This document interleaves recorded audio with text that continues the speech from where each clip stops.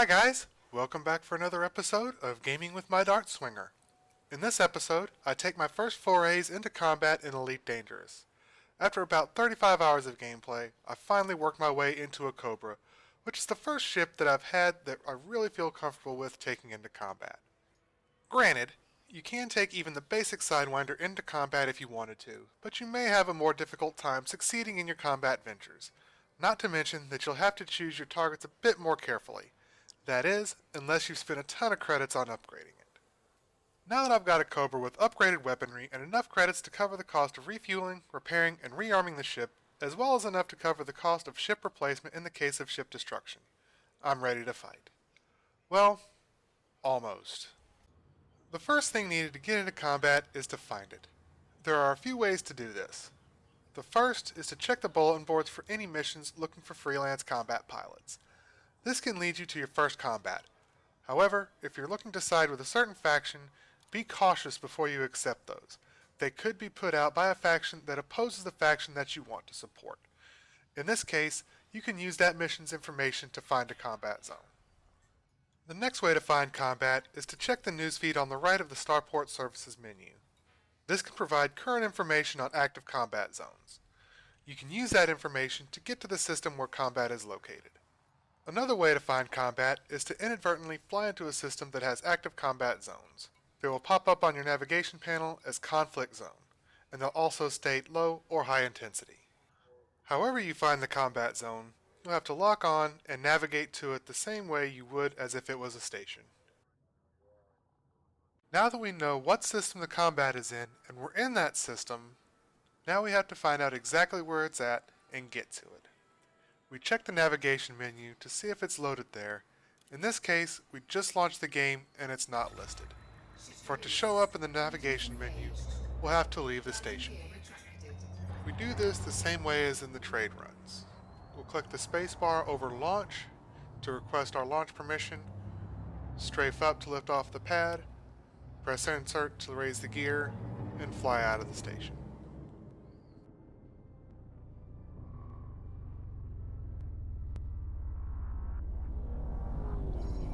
Once we've left the station, we press 1 to pull up the navigation pane and see that conflict zone low intensity is available. So we select it and lock target. Now that we're locked onto it, we turn to face the conflict zone and then press J to go into Super Cruise. As we're flying away, we get scanned by one of the station security ships, which slows down our jump to Super Cruise. Once the scan is complete, we'll be able to boost away and then jump to Super Cruise. Since this particular conflict zone is only 0.13 light seconds away from where we started, it shouldn't take us very long to get there. Once the blue Safe to Disengage prompt appears on screen, we press J to make the jump to regular cruise mode. Now that we've arrived at the combat zone, you'll be able to see the fighting that's going on.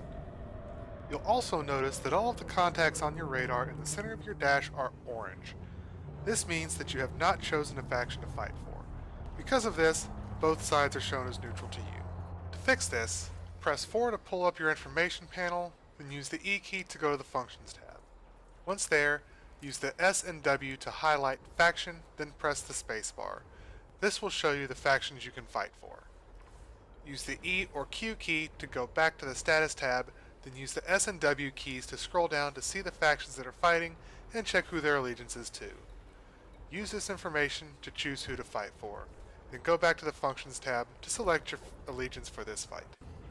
In this combat, I've decided to side with the Social LTT 7453 Free, which is a faction of the Federation. It's important to decide which faction you're going to side with, because if you don't, you're going to wind up not being able to cash in any combat modules. Additionally, it gives you a reason to fight, identifies friend from foe, and gives you some allies for the fight.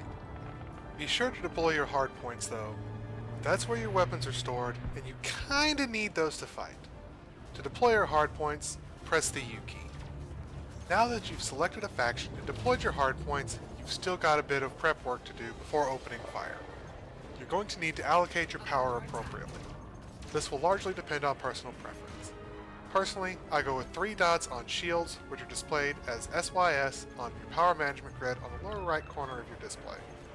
1 on engines, displayed as ENG, and 2 on weapons, displayed as WEP on your display. I use this to give me a strong defense, enough engine power to maneuver and boost if need be, and a good amount of power to the weapons for recharging. You can change this at any time by using your arrow keys. Left adds power to your shields, up adds power to your engines, right adds power to your weapons, and down resets your power to default. The default power scheme is 2 dots per system. This clip is of my second time going out into combat, and I hadn't quite figured out what worked best for me in regards to my power configuration. Because of that, my power configuration here is different from what I like to have set normally. Before fighting, you'll want to take a second to familiarize yourself with your radar, located in the bottom center of your display. The orange triangle represents your ship, the green triangles represent friendly ships, and the red triangles represent enemy ships. When a red triangle flashes, that means that enemy is firing at you. When there are brackets around a triangle, that means you have that ship targeted. To target a ship, point your ship in the general direction of your target and press T. For a bit more familiarization with your display, let's take a look at the 2 circles on either side of the radar. The circle on the right represents your ship. The blue rings around it represent your shields. When those rings turn red, your shields are down and your hull will start taking damage. The bar and percentage below this circle is representative of your hull's integrity. Keep a close eye on this. When it reaches 0%, your ship is destroyed. When you take too much damage for your comfort level, you can press U to stow your hard points and boost away from the fight. When I do this, I remove the power from my weapons and switch it to engines and or shields, depending on which one I'm needing more of for my survival. Once your power is set for surviving and getting out of there, you can now make the jump to Super Cruise. Check your key bindings before venturing out to ensure that you know what key to press to do this. It's not set by default, so you'll need to assign a key to it. Once you're in Super Cruise, you'll no longer be targeted and can fly back to the nearest station to repair, rearm, and refuel. The circle to the left of your radar is the targeted ship. Like with your ship, the blue rings represent your target shields. When they turn red, your target shields are down. The bar and percentage below the circle is your target's hull integrity. Once it reaches 0%, your target is destroyed. When in combat, keep a close eye on your throttle. Your throttle indicator is the bar that's to the right of your radar. You'll want to keep your throttle indicator inside the blue line. This blue line represents the ship's maneuvering speeds. You'll be able to turn faster and make more aggressive maneuvers when your throttle is in. Speaking of maneuvering, I'd like to take a minute to cover the flight model that Elite Dangerous uses. If you're comfortable with flight simulators like Microsoft Flight Simulator, X-Plane, or Falcon 4, you should be right at home flying in Elite Dangerous. I say this because the flight model is largely based on atmospheric flight and adapted to space. What this means is that you have to move the ship to get its best maneuverability. You also just can't sit still and expect to rotate the ship around all of its axes easily, the way you can in Star Citizen. The thrusters just can't handle it. If you need to turn around, forget using the Z-axis or yaw axis to turn it around. It's faster to just fly away, make a U-turn, and come back for another go. To be honest, the yaw is my only complaint with the flight model in Elite. I would think that I'd at least be able to rotate my ship as fast as a helicopter, but unfortunately, it feels more like trying to yaw a 747. This mainly only comes into play when landing and you happen to overshoot the pad, or you get a pad assignment in a tricky location. Other than that, the other limitations of speed and maneuverability are easily worked with. Now that we've gone over some of the essentials for an enjoyable and profitable combat, let's talk about the one thing that you can't fight without: weapons. Most ships come stock with fixed pulse lasers. Pulse lasers work well for taking down shields, but do minimal damage to a ship's hull. With it being fixed, it's entirely up to you to aim those weapons at a ship. To make combat easier, you can use gimbaled weapons. Gimbaled weapons work a bit different in Elite than they do in Star Citizen. While gimbaled weapons in both games can aim independently of the ship, you still have to manually aim them in Star Citizen. barring the target head tracking feature, which can be difficult to use due to its slow tracking and being separate from any fixed weapons. In Elite, however, gimbaled weapons snap to the ship that you have targeted almost instantly. That is, provided that your target is within the weapon's tracking range. This gives you an automatic aiming system. All you have to do is fly your ship to keep your target within your weapon's tracking range and pull the trigger. With the pulse laser not being able to do much damage to the hull of a ship, you're going to want something that can. Usually, that means either ballistic weapons or missiles. The most basic of these is the multi-cannon, which is a ballistic Gatling gun. The downside to this weapon is it does have limited ammo, takes time to reload, and still doesn't do significant damage on larger ships. For the time being, I'm running 2 gimbaled pulse lasers and 2 gimbaled multi-cannons on my Cobra. For an additional kick to my defenses, I'm also running a shield booster that gives me about 8% more health to my shields.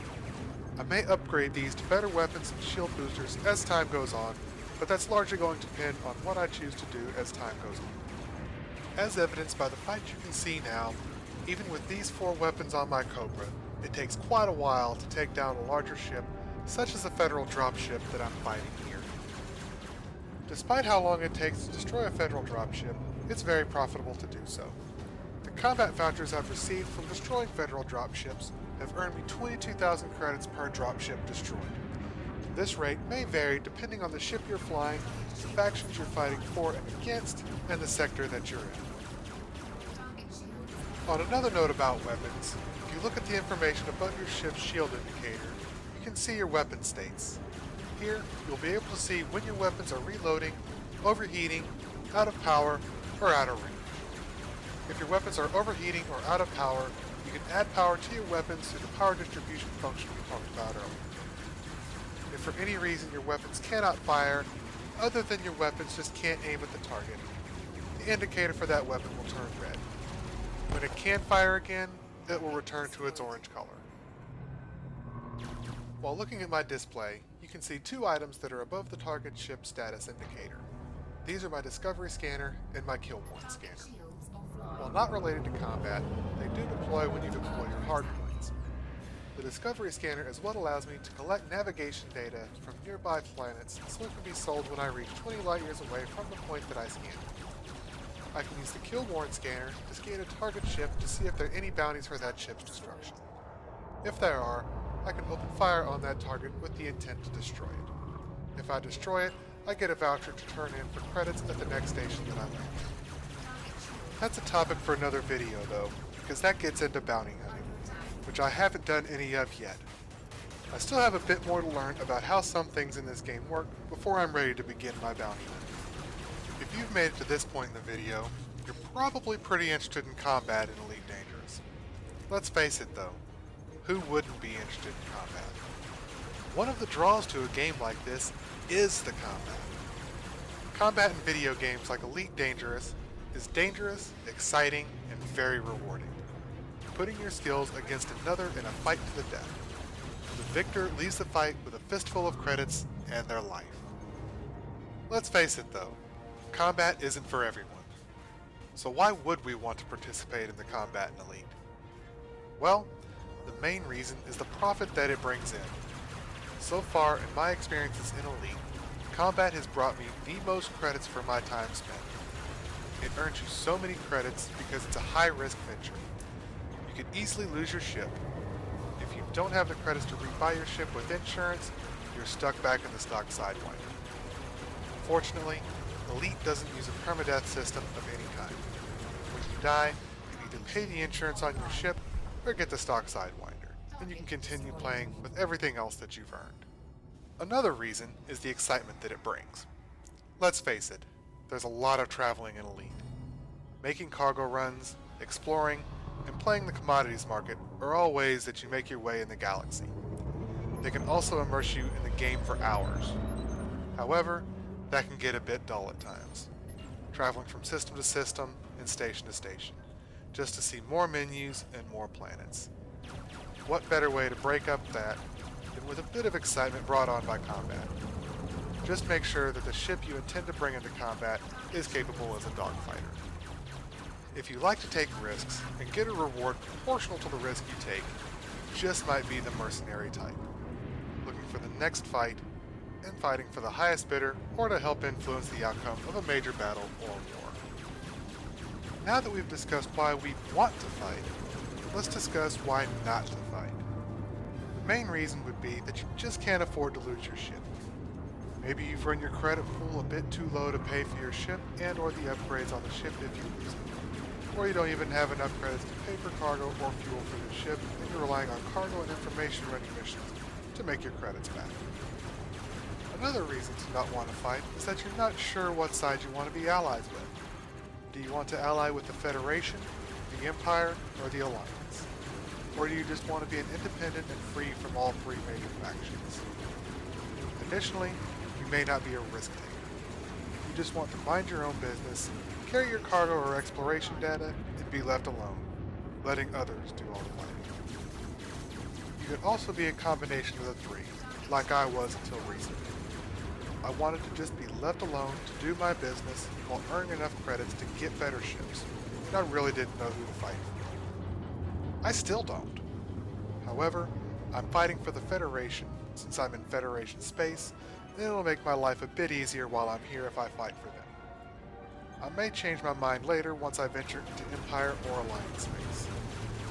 If you do fall into any of these categories, that's okay. We all have our own preferences of how to play the game. I will say, however, that you should at least try fighting at some point to see for yourself if you like it or not.